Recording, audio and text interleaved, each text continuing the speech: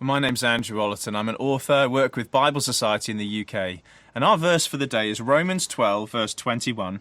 Do not be overcome by evil, but overcome evil with good. When I think of that verse, I think of my Auntie Edna. I'm actually in the city of Bath today, and she lived just up the road from here.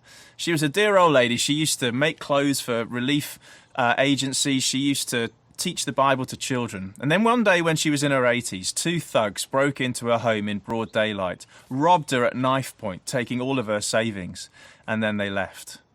My Auntie Edna phoned my mum after this traumatic incident, and she said this. She said, "This is very difficult for me now. I already had a very long prayer list, and now I've got two more people to add to it." What an incredible response to such an ordeal.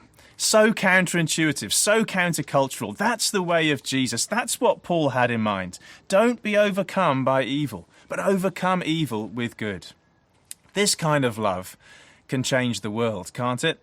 One person at a time. This kind of love can bring an end to hate, can turn enemies into friends. You know, my Auntie Edna prayed for those boys for the rest of her life. And at her funeral, a few years later, I spoke to someone from the young offenders prison who told me that they'd been caught and put behind bars. And one of them, there in prison, had attended a chapel service, and there he'd given his life to Jesus Christ. I love that story. I think of my Auntie Edna, and I think of this verse.